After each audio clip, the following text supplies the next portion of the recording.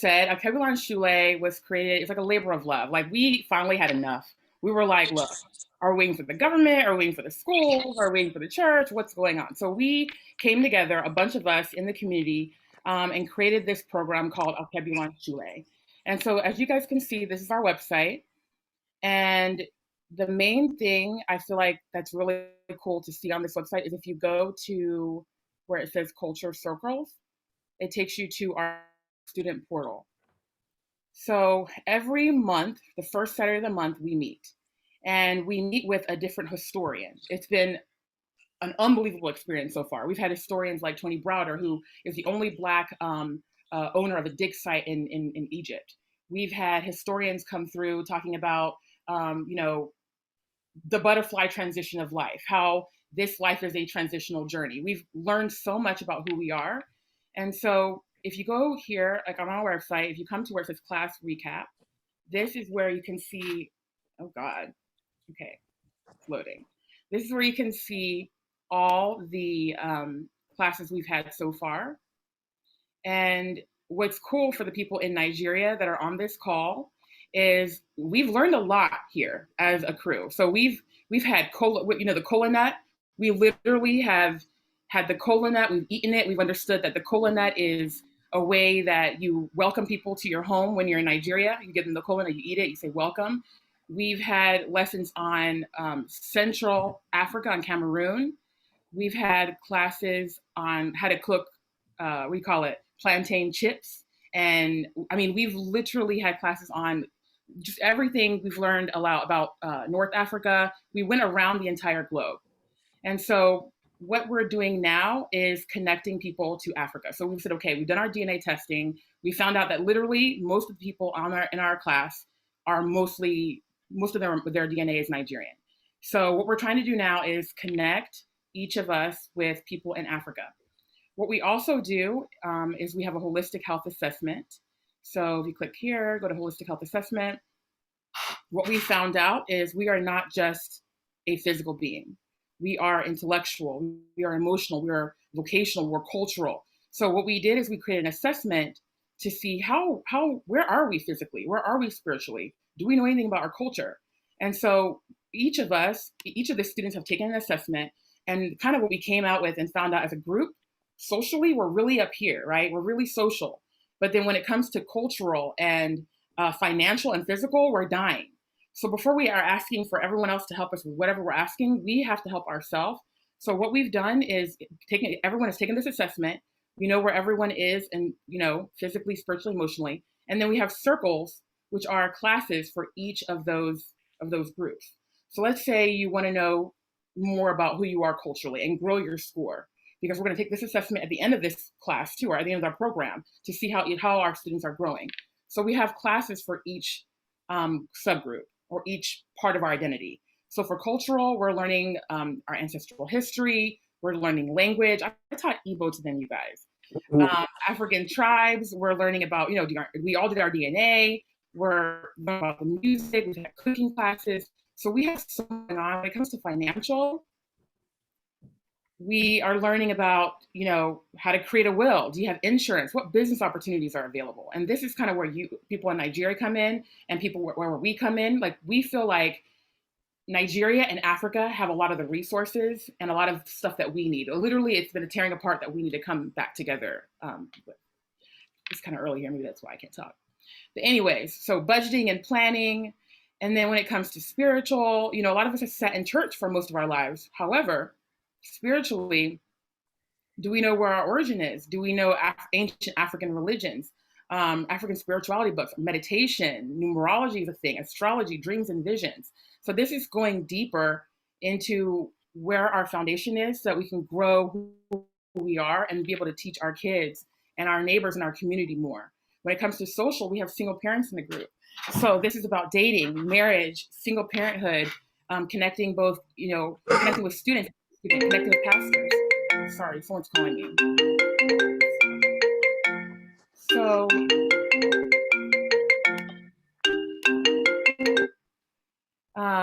okay. And then intellectual, we are learning about, computer literacy, pyramids. We have people who actually know how to tell, create math through the pyramids or something like that. We have African calendars, early signs of life in Africa. This is for people who are like, are you sure Africa was the beginning? So we have classes on that. And then lastly, emotional. This is such a big deal. If you don't forgive or have a lot of mental health issues, and then the trauma that we already are living through in the world, this is about. And King Darius is one of the leader of this. He's a coach and a leader in psychological issues and how to actually overcome them. So we have a lot going on in the group. This is basically about taking an assessment, seeing where we are, growing in those areas, learning about where we come from. And then we have games that's what the leadership board is. This is the team. If you want to see the team is, you can click there. And then we are ultimately at the end wanting to take a trip to Nigeria. So the goal is we're meeting you all now, we're meeting more people in Nigeria. And then by the time we now say, okay, I have money to come to Nigeria, they know who they're meeting in Nigeria. They're already talking to you about connecting with your business. They're already able to meet people here who, let's say you need someone in IT. Okay, I might not be in IT, but I live in this community where things are going on so much. I can find someone in IT for you. So this is an opportunity for us to connect seriously so we can grow whatever we're working on. And in addition to that, thank you, Judith. You've done a wonderful job explaining it, but not just Nigeria as well, but throughout the African continent. So I know there's a connection here with Ghana, and a lot of us have DNA that has shown up in other parts of the African continent. So we are certainly hoping to connect and promote the idea of we can have a One Africa experience when we build that bridge from the Americas back to the African continent as a whole. And we're so happy and glad to have all of you on the line today as we hope to extend our Shule family.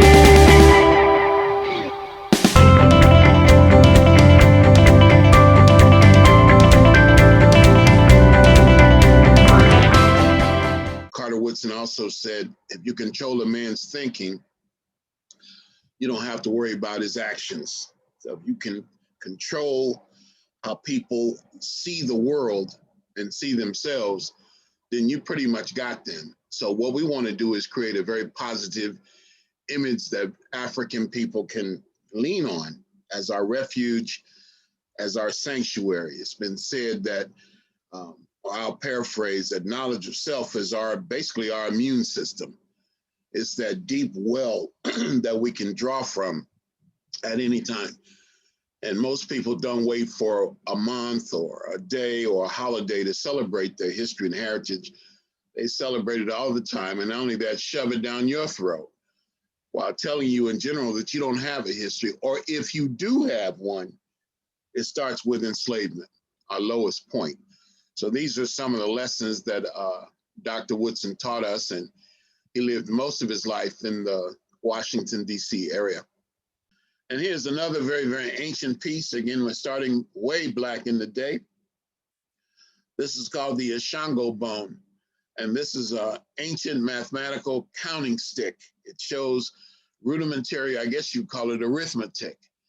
And it's about 25,000 years old. A little vague about the exact date. I think it's actually much older than that.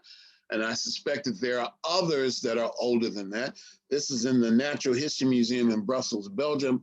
And if you look closely, you can see notches carved on the surface of the bone in sequential order.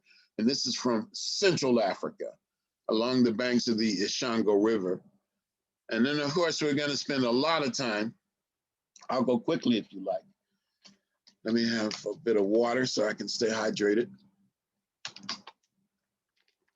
We're going to look at the Nile Valley. And when I say the Nile Valley, I'm talking about Egypt, what is now Egypt, and Sudan. Okay. And this is the Valley of the Nile.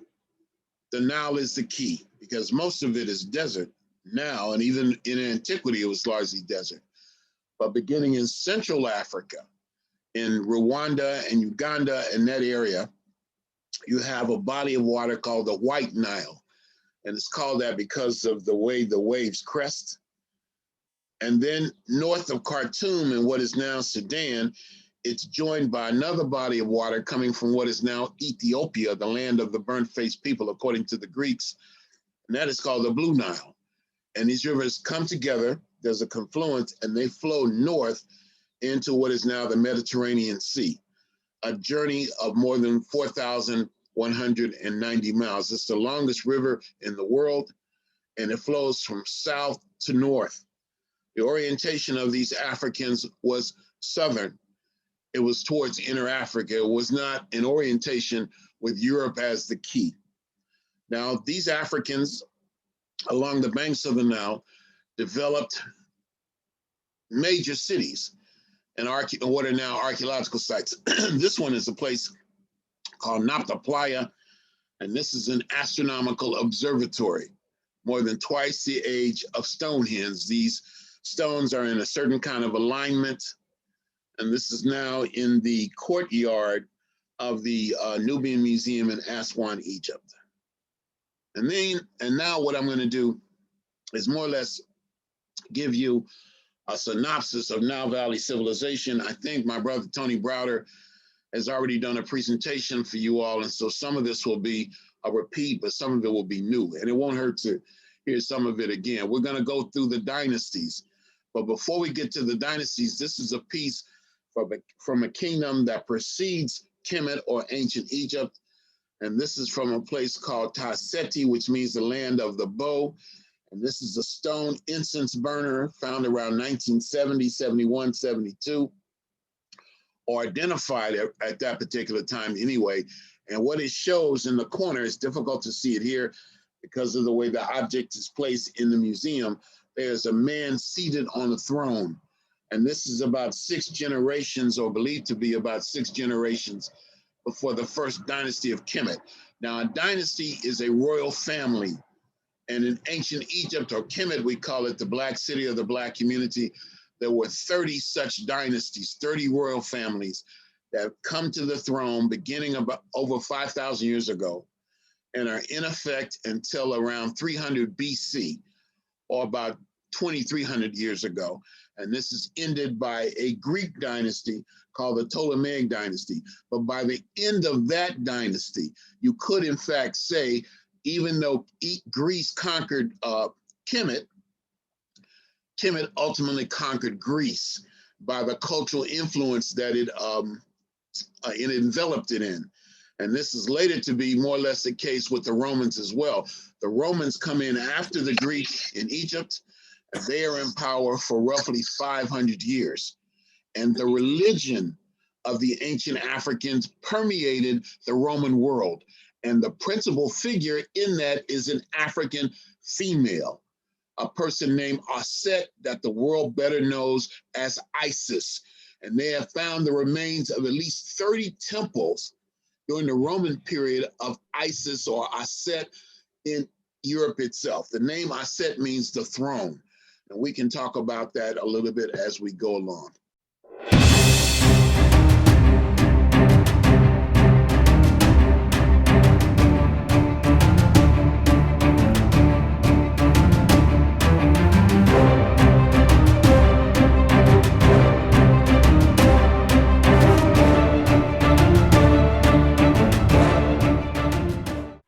All right, good morning, family. My name is Jacob Puka, and yeah, I adopted the name Jacob when I got baptized. We know back. I'm really from South Sudan, so literally I'm the African American because I'm an African and I'm migrated to America.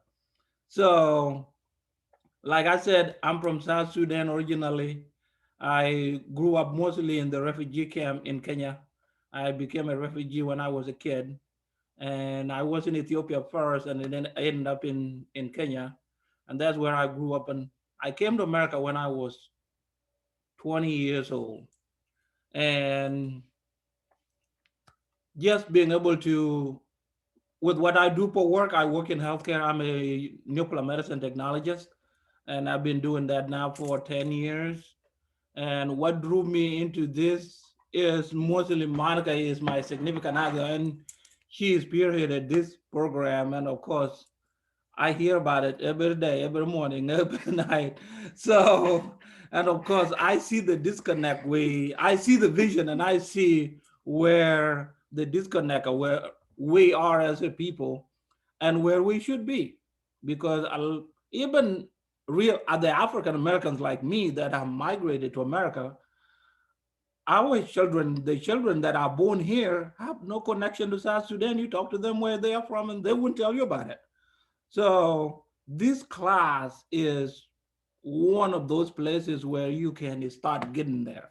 And I was able to have the opportunity to kind of introduce who are the East African people for our first lecture, to just kind of give people the glimpse, or the class, the glimpse of the East African community, who they are as the different tribes, where they are from, what do they do for a living. And of course, that was just the introduction part of it. And we really still don't know them. So as this class continue to move forward, the next step is getting to know each other more, learning about who built what, who didn't build what. And eventually we will know everything was built by the Africans, and other people are taking credit for it, right? So I'm happy to see our brothers and sisters across the pond joining us, and at least telling us what's going on the ground, and how can we work together to form a good vision for the next generation. And thank you. And I think we will move to the next person. Thank you so much. Okay. Hi, everyone. My name is Olu Shola. It's pronounced Shola for short. So you tried. You did very well. So I'm from Nigeria, Yoruba. I live in Nigeria. I grew up in Nigeria. I'm from Nigerian parents. I am an educator, but I focus on vocational training. One of my main aims and mission is to train the African youths to ensure that the skill gap issues in the garment or fashion industry is breached, to ensure that we create employment for Nigerians or Africans who want to learn proper international standard manufacturing or fashion, or want to start a business. Our company would be able to either produce garments or train staff for you, or help you set up your business in Nigeria or anywhere else in Africa. This is very special for me.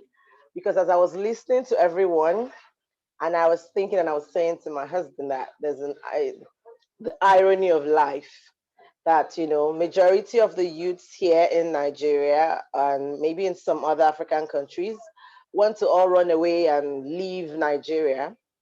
And I'm listening to a lot of very well placed people here who want to do the opposite, come to Nigeria. So it just made me see that sometimes as human beings, we don't tend to appreciate what we have. We have a lot here in Africa, we have a lot in Nigeria that we need to celebrate. We need to be able to collaborate with other people so that people know what we do here, and it will be something that Black people or anywhere, anybody who's either African, either by DNA or by marriage or whatever, will be proud to say, yes, I'm African and I'm very proud of that. Also, I wanted to say a little, a bit of my background. So my parents used to live in the UK and they had all my other siblings there. And just about some days or maybe weeks to giving birth to me, my parents decided they were no longer going to stay abroad and that they had to come back home. So they got back home, and few days, literally few days later, I was born here. So I'm the only one born here. I'm the only one still living here. I'm the only one who believes that it's in Nigeria, in Africa, that I have to be, because I have to be a part of the change.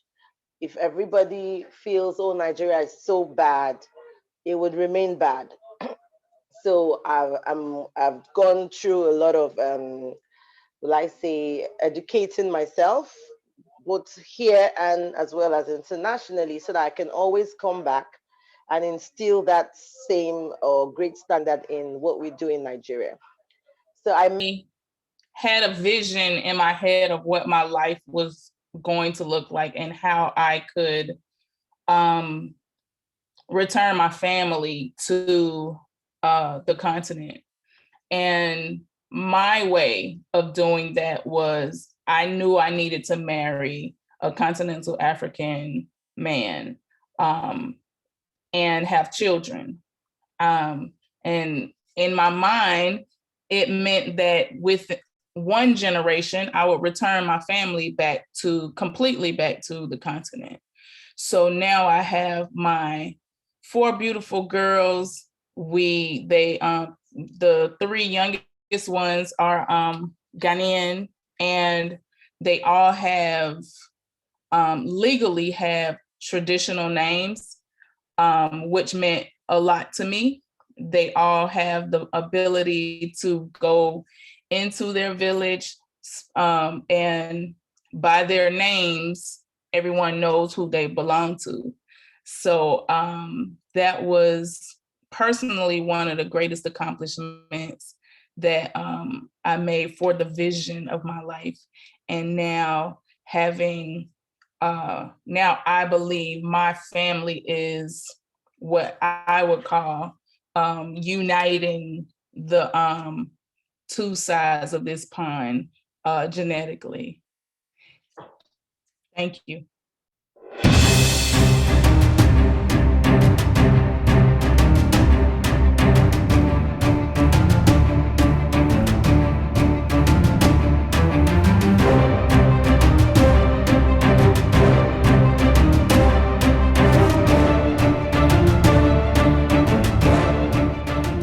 So this is my African experience, my awakening, my coming into myself as an individual, as we identify as Bishop Palmer, as a Black person, as a Black man. And if I could talk personally from my view, and this is not to be exclusive of all of the wonderful things that we have going on in our world today, as the Me Too movement and all the other different expressions. But I want to be able to talk from my view as a Black male who I believe in our changing world and so many things, from a space, from a voice that I feel personally sometimes is getting lost in translation. And so, in giving my experience and be able to share my experience in the larger space of this world. So, this is going to be my African experience. You can go to the next slide for me. So, in my introduction, I'm going to talk about my Ghana experience, my personal takeaways, what I learned about myself after going to Ghana, and why was it important to me? Why was this important to me? And then, and we can have a greater a dialogue later. Okay, the next slide. And so my overview is we're going to deal with some interesting facts, what I've learned, history in the making. This is what I call history in the making, what I've experienced, the things that I want to share with you, some personal notes that I've taken down, some pictures as well. I have tons of pictures, but I only could share a certain amount on this presentation. And then my conclusion, and then some questions and answers that if you would like to talk at the end of both sessions. You can go to the next. All right, some interesting facts. And I let the list some interesting facts about Ghana. Here's a few interesting facts. Ghana is situated on the west coast of Africa and is a land of lowland hills. Accra is the capital and is a large city with a population of about 4.1 million. It is a country which is the second largest producer of gold and is the second largest producer of coca beans, which I found out there that coffee, great coffee is there. And then I found out that great gold is there as well. The other facts, and you can see here, who were the first Europeans were the Portuguese in 1470, and who built the, I believe it's called the Lima Castle in 1482. And I had the opportunity to visit that castle, and I do have some pictures there, and I will share. It is a place where they trade gold, ivory, and that's where the kind of slave trade was introduced. In 1957, it became an independent nation, and I believe his name is Kwame. I can't pronounce his last name, but I did go to the, what is that? Toure. Okay. No, it's Kwame Nkrumah. Nkrumah. Thank you so much, Teresa. Okay. And, became the first prime minister, and I do have some pictures there, and I will share all of my experience from these points as well. All right, next.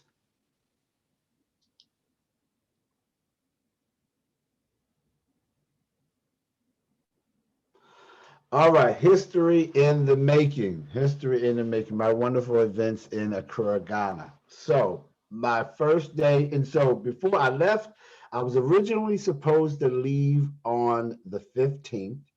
Which was the day after Valentine's Day. I believe Valentine's Day was on that Sunday.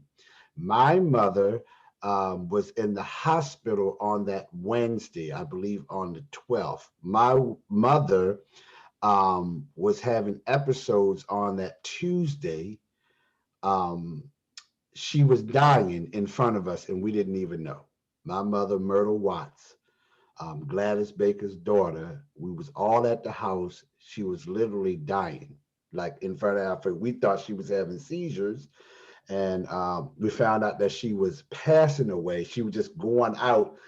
But the interesting thing was she was going out and coming back and praising God. Like she was like, Lord, I thank you, like hallelujah and stuff.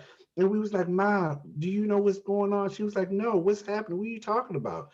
It was like you're having spasms, you're having seizures. He said, what are you all talking about? Now, mind you, my mother's having these things. This is the week before I go.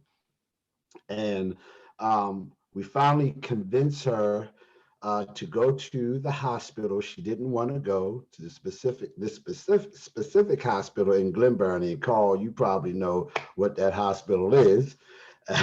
She was like, listen, if I'm gonna go, I'm gonna go. I can go here from the house. I done lived my life. Who was like, no, ma, just go. She said, I don't want to go to that hospital. So make a long story, this is all important because she went to the hospital and the doctor said if she didn't go, she would have died. And actually, she was dying. And what her heart was doing, her heart was shocking itself to come back to life. And so now, by all during all this time that's happening, in my mind, I'm like, oh my God, God, you told me to go to Ghana. Like now I'm conflicted. So I'm just going to stay home and just maybe God didn't tell me after I told everybody that, this was a spiritual awakening for me, that God told me, maybe I missed it. And so on that Wednesday, my mother went in, had the operation, came out with flying colors. It was like they can't even understand how this happened. And so by Friday, she was home at my sister's house, and my mother told me, "You need to go to Africa." And I'm like, "What?" I said, Mom, I need to stay home. She said, "No, you need to go." I got two calls of confirmation say, "You need to go to Ghana. Go and go." That Sunday, Valentine's Day, my wife was like, go ahead and go, honey. And so when I got to the airport on that Monday, everything broke loose. I didn't have my documents right. One of the documents was missing. I thought I had, this, but I needed another one. Everything was going south. I sat at the Delta counter and I cried. I literally cried and was like, oh my God, well, maybe God, I'm not supposed to go, because if I'm supposed to go, everything will work out right. So the man at the counter, at the Delta counter, was like, listen, just stay here another night. I said, I can't stay here. I got to get there. You don't understand. I got to get to Ghana. You don't understand. And I'm telling you, I felt this urgency. And I don't know if you ever felt that, like I had to be somewhere and connect there. And I felt like my life was going to be incomplete if I didn't go, if I just kind of gave up. So the guy says, find a hotel, stay, we'll work something out. So they just held my ticket. Everything stayed the same. I made a call. The next day, I had all of my documents that I needed, the one document that I needed to get me in the country that was signed by whoever it was. I couldn't tell you who it was. And on that next day, which was that Tuesday, I was on a plane leaving New York, going to Ghana. Now, so I'm on the plane, everything is working out. Get there, landed in Ghana on the 17th. Got to the airport, and this is what I want to share. So I'm at the first event. I'm at the airport, and it's beautiful. It's beautiful. We come into BWI, we come into Washington Reagan, and sometimes I travel to different countries, and you come to the airport, and you're like, oh, okay, well, let me hurry up and get to this hotel. But the airport was wonderful, which I start feeling a certain way. Like, yes, this is Blackness in its finest, the way it was, the experience. So got there, went through, stood in the lines and everything, got paid my little money to get tested. Everybody was so nice. Everybody was so accommodating. I mean, I got through that place, and then I was escorted by the immigrations police. I was escorted. Now, when the last time y'all had an escort by a police officer in Anne Arundel County? Let me stop. But I was escorted. They helped me with my luggage. They helped me to the next station. They walked me all the way through until I got to go outside to get on the van to go to the hotel. Same thing. Got to the hotel. I was greeted at the door. I mean, they were all, I'm going to get to that, greeted at the door. I was into all of that. They was like, hello, Mr. Watts. It was like they were purposely there to like remember my name. I said, okay, this is a trick. They know I'm from the US. So they really going, try to get me. The attentions to details, everybody was speaking, everybody was talking to me. I felt at home. I went to my room. The young man who assisted me got my luggage together, got everything out, just everything was perfect. He said, you're going to stay and you're going to rest. And that's what I did. So on the next day, that was my first experience. On the next day is when I went and visited the Cape Coast, the Alina Castle. And and that's when I felt uh, deep sorrow.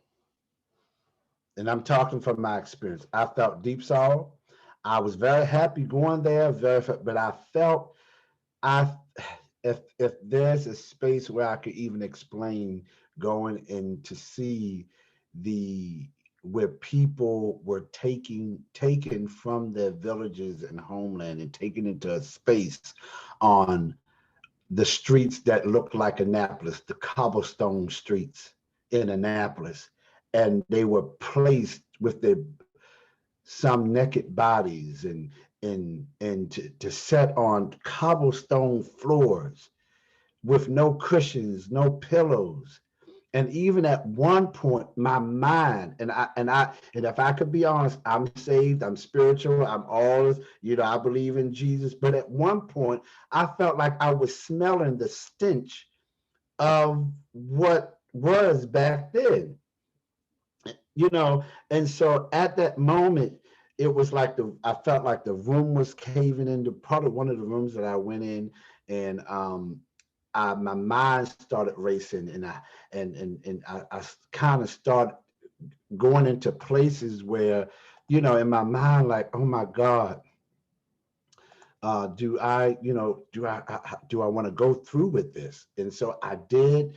And so as they were talking, and all the emotions of sorrow, anger, just all of this stuff I was experiencing in the castle, of knowing what our people have gone through, what we went through, and what we experienced. So I'm just going to go, and I'm going to move on and then the next day, of course, the same day we went to the national park, and then the third day we went to breakfast with John Sullivan, and he was the husband of Mrs. Sullivan, which is the U.S. ambassador, and then and a brother Richard that I met there as well, and then I had a lizard experience.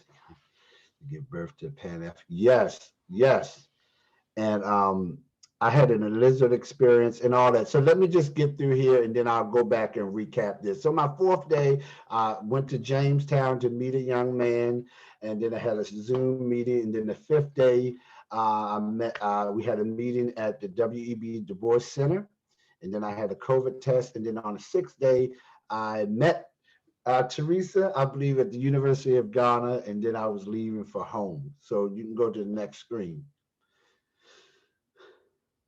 Okay, and this is the picture of where I went to with Dr. Kwame, which is the first prime minister and president of Ghana, Memorial Park and the mausoleum. And if you can see me in the pictures, I want to, and I know you all, this here was spiritual for me. It was spiritual, it was enlightening, it was divine to see myself. Now I know this is gonna sound weird. Myself, looking at myself on a statue, seeing a person like me, that all of my life, I've never, by living in this country, I've never seen a statue in a public place that looked like me. And I'm not saying that, the new stuff, that we got the Martin Luther King and different things, that we have, but I'm talking about, this is a gigantic mausoleum in the middle of Ghana, setting there for the world to see the greatness of a Black man. And me standing there and having the hopes of, that's me. Like, this is where we come from. This is what life should be like, and seeing this and seeing the way it's made. Yes, all young people need to experience this because it was powerful for me. And like many people, that travel all over, and you could be in a different space. Like, what's the difference? Well, let me tell you, the difference is that we are seeing not just the past, but we're seeing the present. And then we're seeing all of the things that have made the world what it is, as its greatness, and seeing the artistry and seeing how everything is put together, and that exemplifies a greatness and as a great man. So I went through and did the tour. And one of the little pictures, I don't know if you all can see the little picture at the end where the design looked like it's the Egyptian design, and I'm sure Teresa probably can explain that later on. But I thought, this is fabulous. This is wonderful. Like, I'm here in this experience and looking at this and saying, we come from greatness. From greatness. Okay, we can go to the next one.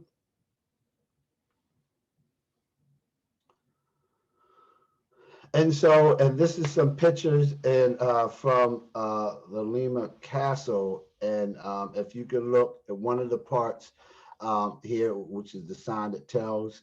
And as we was walking with, if you can see on a third picture, we was joined by, I don't know what village he's from or part he's from, but he is a chief who came along with us in the tour at the castle. But walking and seeing almost make your mind to it actually it positions your mind to go back and see how our people was carried from their village into this space.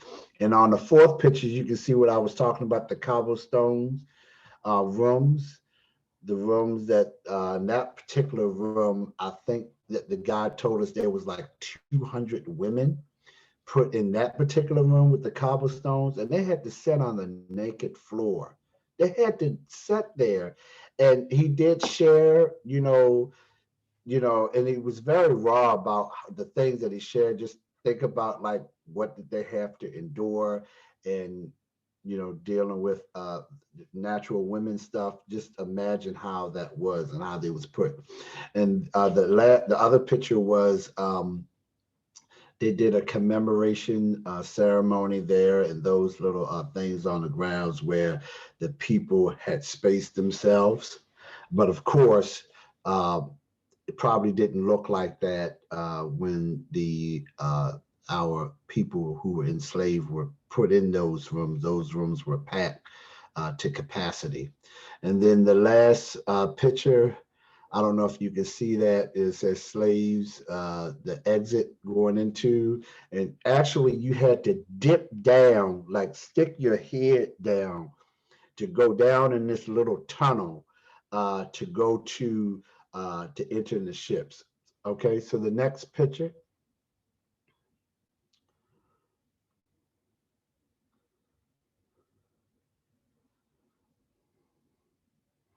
And this, Question. what was that? I was typing a question. Did you want questions at the end, or do you want them while? Oh, we can have questions at the end. I can have questions at the end and then I can go recap some things that I didn't that you might have. Okay. And so this is the door of no return. It was a small door. It looks big, but it's small. And I basically had some tears here because I just couldn't believe that somebody would do this to people, to people. And put them all through this, at the same time.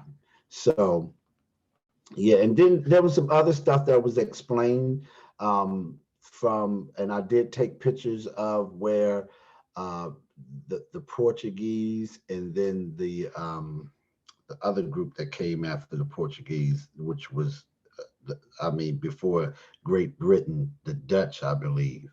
Just the horrific, the the stories of the things that they did in the name of God. In the name, no, let me put it straight if I could. In the name of Jesus. What the atrocities, that they did to these people, that they did to our people in the name of religion. And to have services and then to be raped and mutilated and molested and killed and dragged. And there's one that I didn't even put up there because I didn't want to have too many pictures, but there was a room with a face of a skull where they put a slave in that I guess was bucking the system or doing too much, and they would put him in that dark room. So the gentleman said, I want you to go into the room so you can see how it was and how it felt. I stepped in the room but refused. I didn't want him to close the door, because just closing it a little bit, it was pitch black darkness. So these people were put in hell on earth, in the name of God, in the name of gold, in the name of ivory and all the other resources.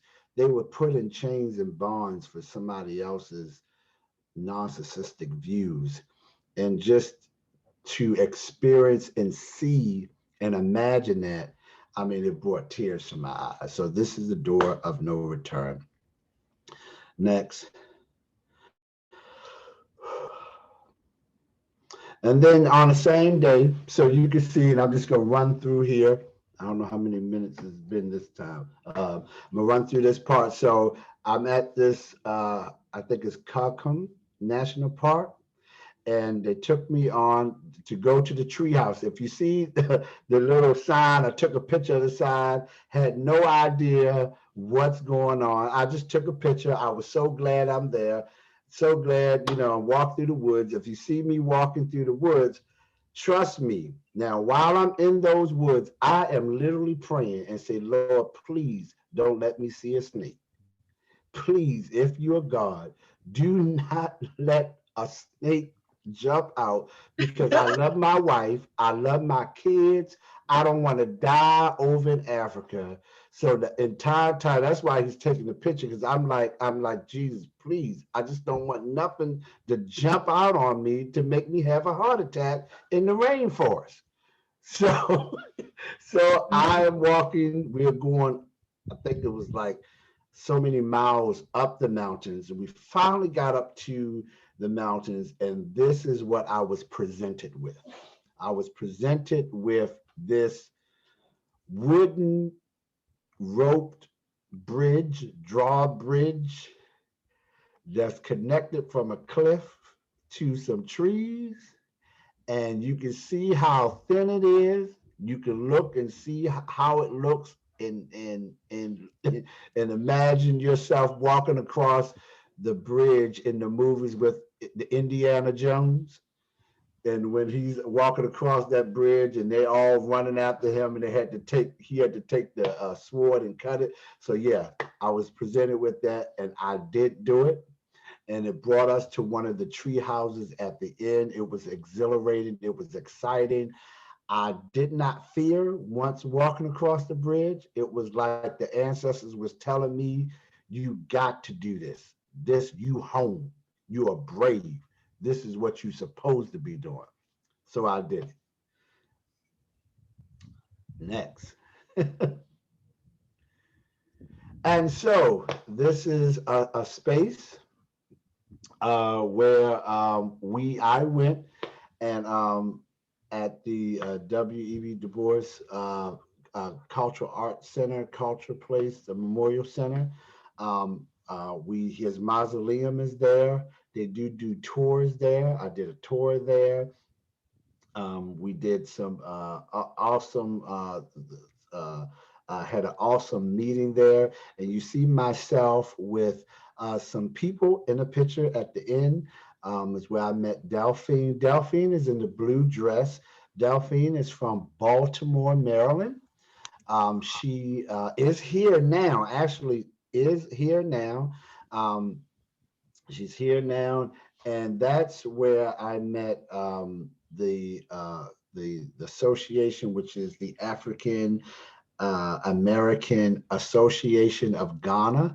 That is the space where I had the meeting. I believe that's the home of where they have their meetings, where it's been instituted there. But Teresa can come and fill us in on that. But Delphine is from Baltimore, Maryland. She went to Western High School, and she married a Ghanaian. And also, I forget the other young lady there as well, but and that's Mr. John Sullivan. Jessica, okay, is the president and vice president. Yes.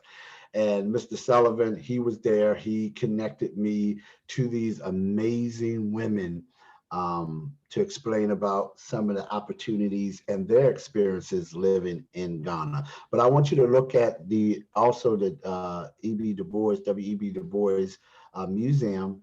And I went to, and actually I have pictures of the tour room, not on here, because there was too many, of all the people that were part of this Pan-African movement and civil rights activism and things, and even him speaking, I believe, to the United Nations. They have a room where it's nothing but pictures upon pictures of different people that he have touched and have connected with. One of the pictures that I didn't get to put was my man John Clark. John Henrik Clark is one of the people that's in his museum as well. All right, next. And I'm coming down to the end of my part, and I hope that Teresa will take over in a few minutes. But I met Teresa via the phone, and then she came to pick me up from the hotel and took me to this magnanimous place. She took me where I experienced the University of Ghana.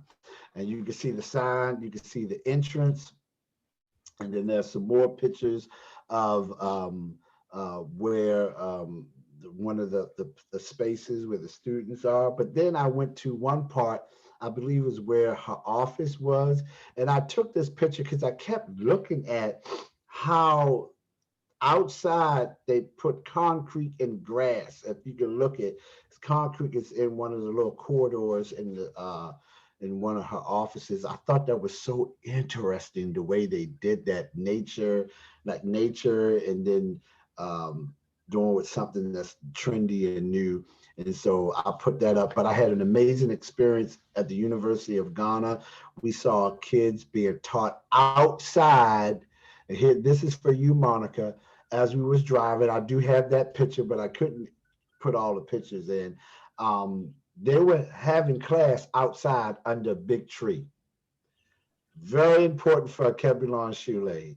I experienced, and I would email you that picture. When we was driving, there was a professor or some students outside under a tree learning, which is important to us because we know that's what one of our staples is talking about the tree and learning and our root system and learning outside in every way. So yeah, so the next slide, and I'm coming to my close. And so my conclusion is Black people in the diaspora must see themselves with the eyes of God. We must reconnect with God and our divine self to combat white human, and I'm going to bold this, human barriers called racism. It's human barriers. That means the device of a man, which is limited to divine nature of God. That means we can overcome and we can combat this. And reconnecting, can you go back? Reconnecting with Ghana and meeting wonderful people wasn't just a trip, but it was a divine intervention. And this intervention was to let me know that I belong to the universe and I have family outside the US that loves me. Nothing in this world can stop me. That was my experience. That's what I got out of mine. And I could say a lot, but just for the sake of time. So if you do have any questions, you can ask me to elaborate on something, or you want us to keep moving on, Monica. Thank you so much.